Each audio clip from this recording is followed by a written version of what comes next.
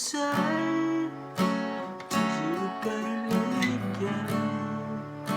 ตอนนี้จึงยังไม่เกิดมา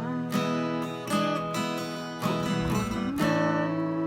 คนที่ใจเฝ้าคอยตามหาคนที่ปรารถนา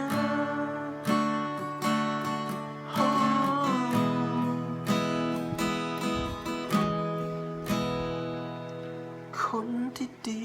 ต่อใจ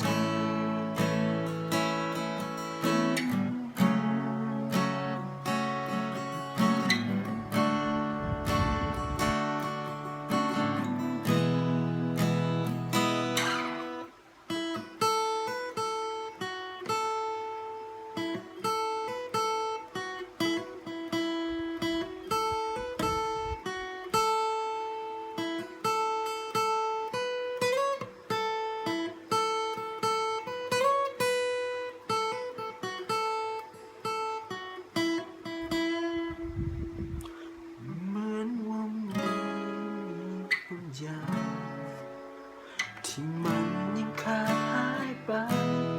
คนที่เข้าใจ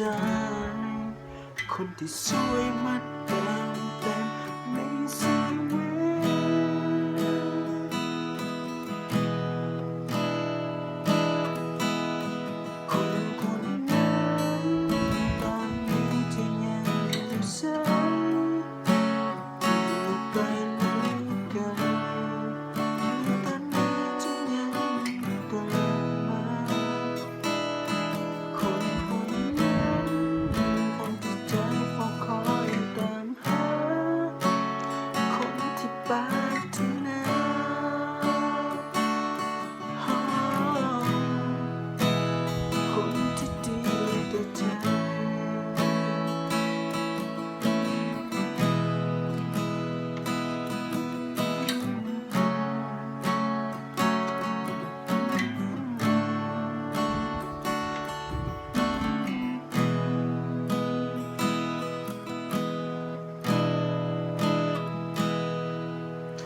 อยากมีคนที่ดีแต่ใจ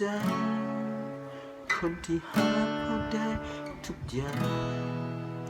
อยากมีคนที่เดินห่วงทางคนนั้น